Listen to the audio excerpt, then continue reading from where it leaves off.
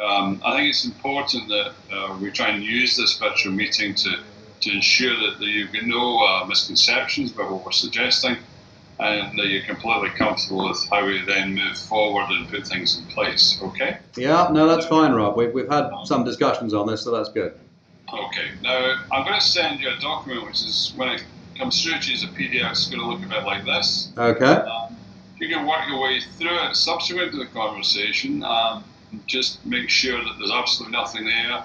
This is the starting. This is the details we're basing things on, the amount being invested, the amount you're going to draw on income, and that's a graphical that's a summary of what you're doing, and then there's a graphical representation of what happens, and from that you'll see that we're getting a discount of just over 50%. So that's right. That makes sense from what we've talked about before, but that confirmation of those numbers will come through to you. Just to make sure, though, that there's nothing left to chance, we've actually got a very good little animation we've been using in some of the group presentations we've done on this topic. And I just let it run and let you have a look at it. One of the possible solutions that may be appropriate for Mrs. Brown is the discounted gift trust. As we have already seen, Mrs. Brown's estate is worth £525,000. She has thought about her needs and discussed these with her children.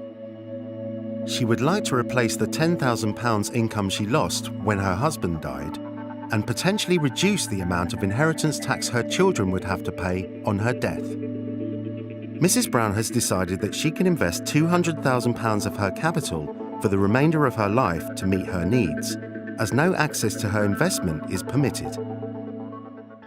So if I was to ask you to summarise very briefly what we're doing, what would you say we're doing with this £200,000, and what would happen from your perspective?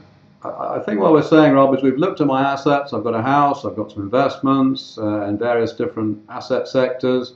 We're taking a sum of £200,000, which, because of my situation, as and when I die, will be taxed at 40% because it sits on top of my estate, so it's going to be worth 120 net to my kids.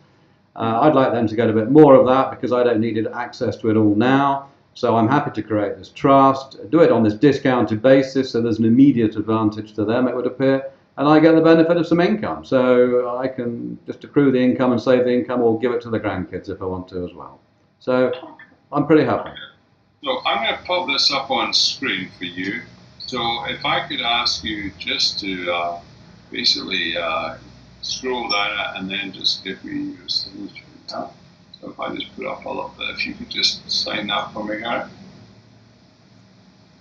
Okay, that's pretty much as we've said.